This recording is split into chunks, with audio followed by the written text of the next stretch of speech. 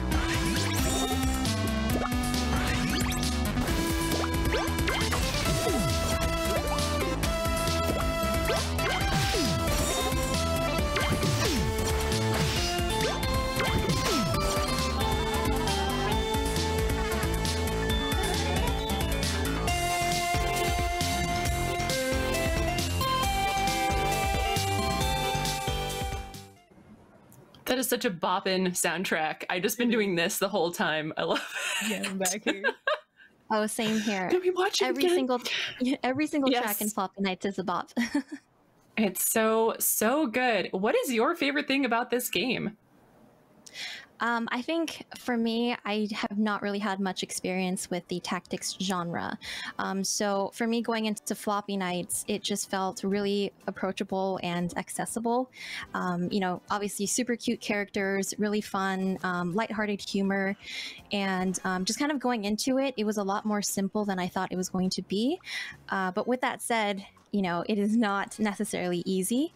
There's definitely some challenges that, you might be hitting your head against the wall for certain levels, and especially the boss battles. For me, I do love that extra challenge, but not to the point where I feel like I can't do it. It's fun enough for me to want to keep playing the same levels over and over again until I finally get it. And on top of that, maybe even shoot for those additional objectives that will give you even more rewards.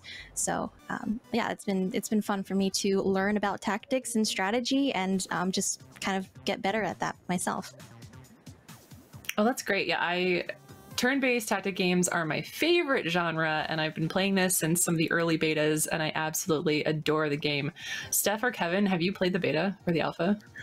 No, but I got to see this last year at 6, and I remember kind of freaking out about it then because I had just started really getting into deck building games. I would also like to state that one of our producers also shares my same sentiment, and I prefer my knights to not be so rigid as well. So I'm very happy that we have knights that fit within that and don't conform to such rigid concepts. I'm not going to keep going with this joke. It's just going to get worse. Rigid masculine concepts of knighthood and such and such. Yes. Of attacking and defending. I want this game so much. Yeah, even for me, I am lucky enough to be able to play the builds as they, come out.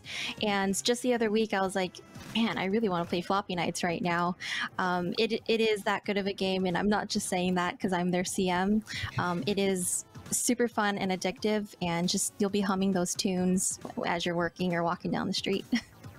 100%. So as TM, tell us a little bit about the community feedback that we've gotten so far for this game, because I can't imagine it being negative in any way whatsoever. Yeah, I mean, we have such an awesome community at Rose City. For those of you who aren't familiar, Rose City is heavily community focused. It work a lot with Pig Squad, which is the Portland Indie Game Squad, and that in itself is just a community. So we've been lucky from the start to have the support of, you know, all of those people, as well as new fans. And I can say that, at least in my time that I've been here, we've had, you know, a lot of positive feedback about this game. We actually held a beta playtest earlier this year in June. And we had around like 1,500 people playing the game. 500 people sent in survey responses with with feedback, and that's super valuable to us. A lot of things that we've heard, they're kind of small things, but also like things that the devs have looked at and have already thought about ways to implement that into the game, which is great. Rose City is so awesome at listening to the players. One of the things that was most prominent from the beta was just kind of the speed of the gameplay. I think felt a little slow to some people, so recently the devs have been working on speeding that up, and as you can see here, this is kind of more recent gameplay. It just feels so much smoother and so much snappier to play, and all of that polish is there, and it's looking great. Another piece of feedback that we heard from the beta that was pretty loud was just sometimes it feels like you want a little bit more movement from your units, and just based on the luck of the draw, sometimes you might not get any movement cards, and that might come across as a frustration to players who don't really like that aspect of the RNG. So what the devs have done is actually add some new elements that will allow you to be more flexible with movement. So in that way too, we've already implemented a lot of great things from the beta earlier this year that I think the fans will be really happy to experience. That's great. Yeah, I know with deck builders, it can get really frustrating because it's all just based on what you draw, right? Do you think that this game is targeting folks who are really heavily into deck builders, or are you trying to maybe bring in new fans to the genre? I would say it's not an intense deck building game. There is an option for you to edit your deck every single time. Before you go into a level, you can edit your deck and just kind of push RNG one way or another, where it's like, hey, last time I didn't have that many attack cards, so this time I'm going to add a few more. Or, hey, I don't like it when this card comes up a lot, so I'm going to, take it out of the deck this time. So it's not super intense where you need to know all of this terminology from traditional tactics games, and if you were to hear it, you'd be like, I don't know what that means. The vocabulary is very simple and, like I said earlier, super approachable for anyone. And I can, attest to that. For me, not having played really any tactics games at all, it's intuitive, and I was able to get it right away. That's fantastic. Nice. On that same kind of trail of thought here, did you guys see a lot of kids that got to participate in your beta? Well, I mean, I wish we kind of had that, information as to the age groups, but I don't know that this is really a kid's game per se. The visuals and stuff are super fun and quirky and vibrant, where at first glance it might seem that way. But a lot of our fans are, a little bit older, maybe even in my age range. So it's just because the art is super cute.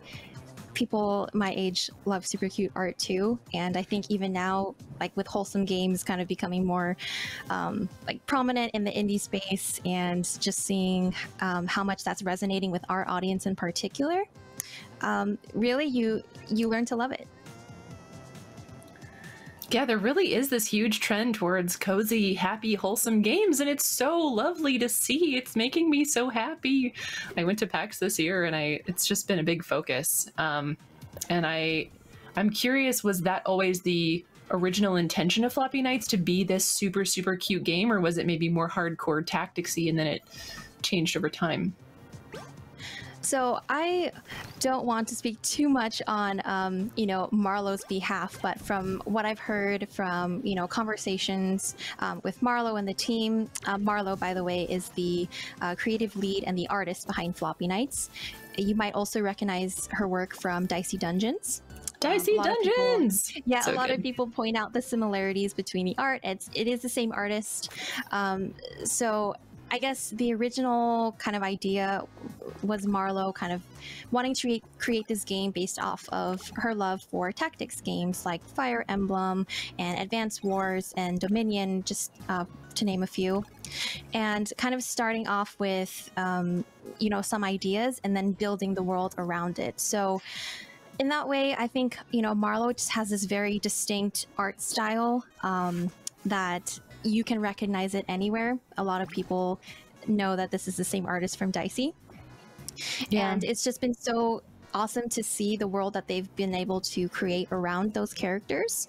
And I think there's going to be a lot of you know, people are just going to point out how unique these characters actually are, and you'll see that the cards are the names of the units and like the descriptions. There's a lot of puns, a lot of silly kind of witty stuff in there. Puns! You know, very snappy humor. I think we're big fans of puns. I'm just going to speak for the team and say we love puns.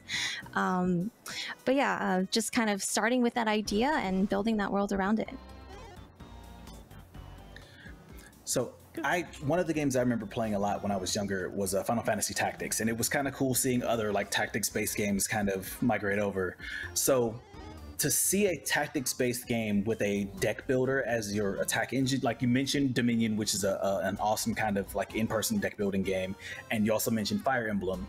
But I'm curious about if you know of any of the inspirations from the art style. Like I know that those kind of core mechanics may come from those games, but I love like kind of the retro kind of look of like the floppies going into the PC, because like as a kind of an older gamer, I remember when, you know, you had to use 3.5 inch or the 5.0 floppy disks for games like Number Munchers and Oregon Trail. So to see the character at the beginning like pop that disc in, like how much of that was kind of designed intentionally with kind of evoking those ideas? Oh yeah, absolutely. I'd say that one of the kind of biggest ideas here was incorporating like 80s and 90s technology and putting that into like a magical sort of fantasy-like world. And in that way, we can do whatever we want with it. And even though Carlton, who is the robot AI, even though Carlton is using these floppy disks, which is like an older piece of technology, we're actually using it to do something, you know, really advanced here. We're projecting these Floppy Knights, and they're actually tangible projections, and they can like do things for us and perform odd jobs or defeat a giant lava boss, like what we're seeing here. We did have a question from chat. What is your favorite unit to play in the game? My favorite unit is probably Vera. I think she's super cute, and I love heals. I also like Bamboomer, who you actually see right here, and Barrel Cactus is another fan favorite who I have just learned to love. He's got this area attack that's really great to incorporate into harder levels like this, where you have a lot of enemies coming at you from different directions. So how far into the game is something like this, like a big boss? I am so sorry. I just need 1 second. Can I plug in my computer really quick? Yeah, definitely. Take your time. We can talk amongst ourselves. Okay, We can talk about the joy that is the nostalgia of like just floppy nights, because you don't see floppy disks anymore, and you see kids now. Like I don't know. I can ask my nephew what a floppy disk is, and I'm pretty sure he'll have no clue. It's definitely catered to our generation of it's super cute because again, all of us, you know, like we're living through a pandemic and we are older and have to pay bills now. And sometimes we just want something cute to play for a few minutes. But maybe it's still a little bit of strategy. And there are some levels, at least that I've played from the betas, that are pretty challenging. And I think it's great to have a game that caters to, you know, kids that just want to play around with these cute little cards and like summoning them, and then maybe their parents can do more of the challenging sides of things. You know, like I could definitely see parents and children playing this game together. Welcome back, Rochelle. I hope you're powered now. Thank you. Yes, I am. Sorry about that. It's my first time. No worries. That's No all worries. right. All right, yeah. So we were talking about Floppy Knights and barrel cactus and lava bosses. Yeah, can you repeat that question? I'd love to answer it. Yeah, so I'm curious, how far in through the game is this type of level, like something that's fairly boss-like? Yeah, so this is actually the fourth level of the second episode, and the second episode is actually what people got to play during the beta earlier this year. Gotcha. In every episode, yes, there will be some sort of kind of like a boss battle, and they do kind of increasingly get harder. This one in particular, you have to, as you saw there, the lava giant kind of has their hands gripped on the volcano. And what you have to do here is actually release every single finger from the volcano so that the lava giants will let the town be at peace. So there's a lot of really cute, unique sort of objectives that you'll have to complete. It's not just kill all the enemies and defeat the boss.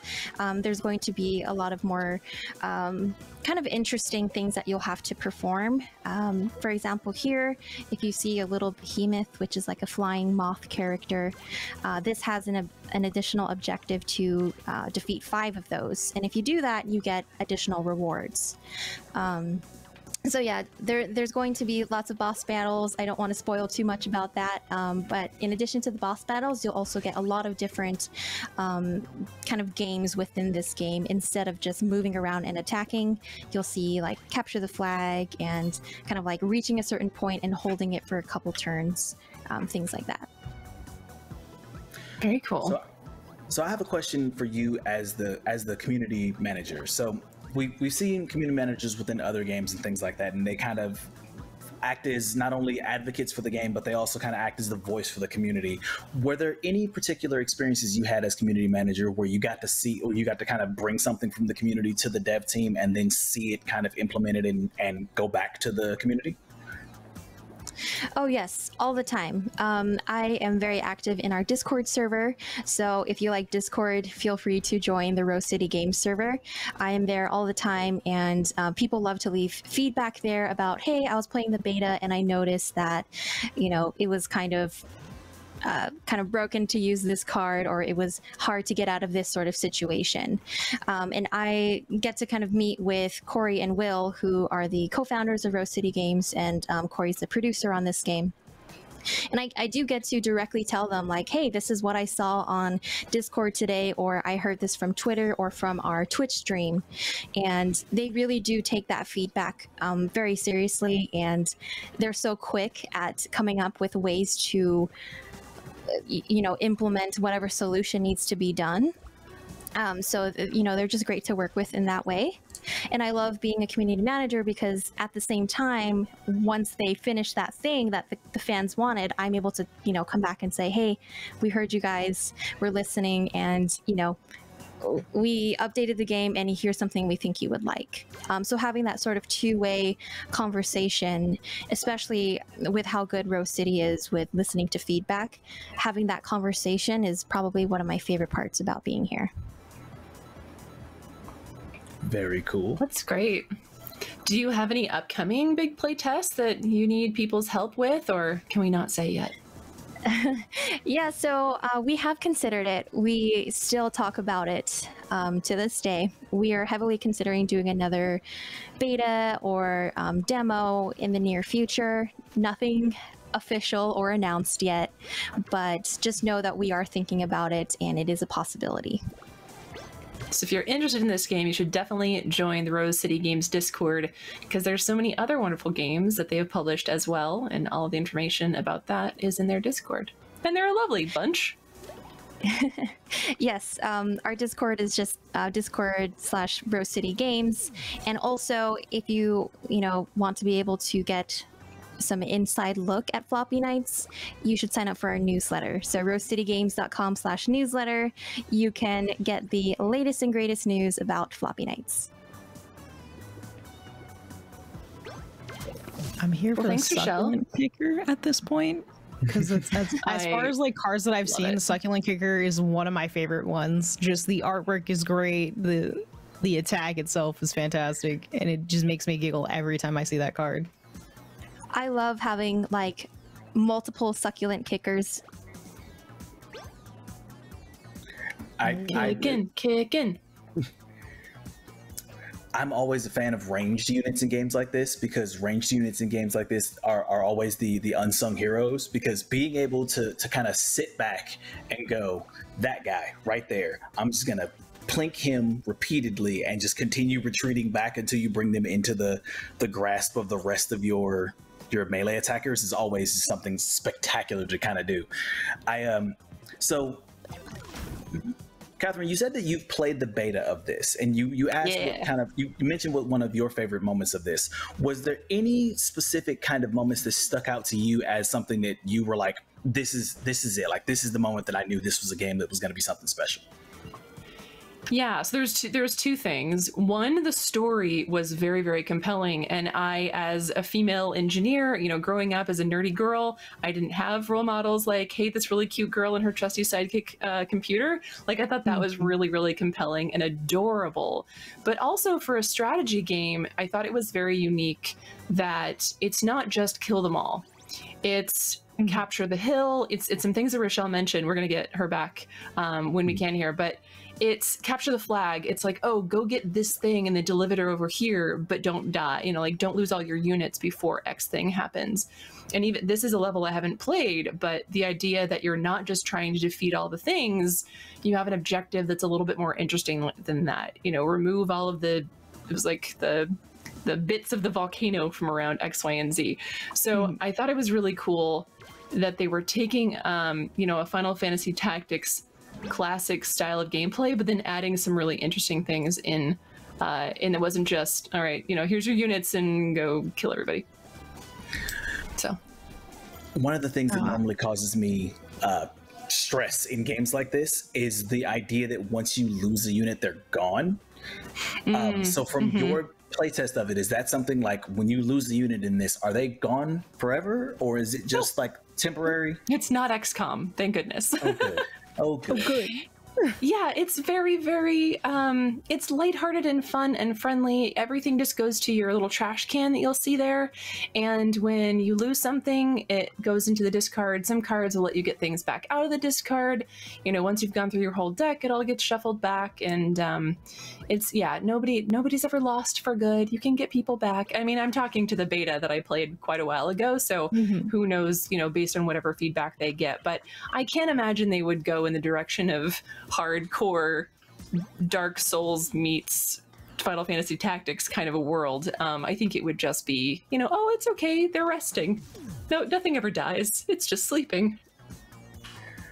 Definitely going to make me not have as much stress in making moves, because I know there are times in games like this where you're playing and you're like, this is the best objective move for me to make. But if I'm wrong, if I happen to low roll that crit, then I lose that unit. So that's definitely something that is nice to kind of have. Welcome back, Rochelle. Oh my gosh. Yeah, thank you. I'm glad to be back again. Sorry, I don't know. We've got technical difficulties, power stuff going on, but I hope to be here and to stay here. No worries. We got about 5 minutes left. So what else would you like to tell us about the game?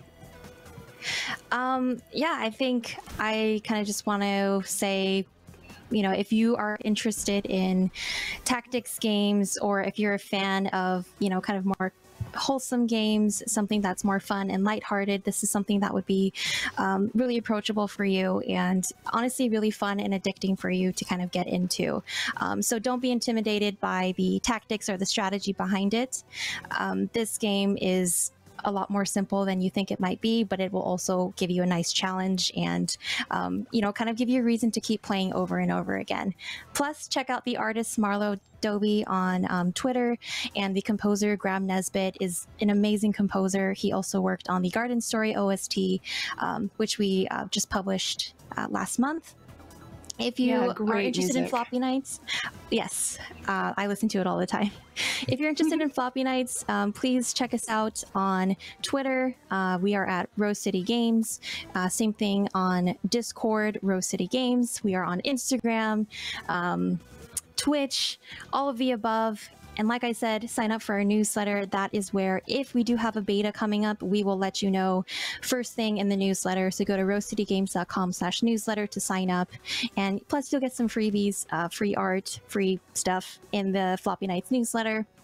And lastly, thank you so much for having me. I had a lot of fun, and I hope to see you all in this space again soon. Yeah, thanks for joining us, Rochelle. And I'll also mention that if you are watching this and you like hearing developers talk about their games and the development process, Rose City Games does development streams on their Twitch channel that I've really enjoyed, especially the Garden Story ones, and watching some Floppy Knights as well. So thank you so much, and thank you for everything that you do for the Rose City community. That is absolutely lovely. And I hope we see you again soon. Yeah, likewise. All right. Thank you all. Bye. Yeah, thanks for joining us.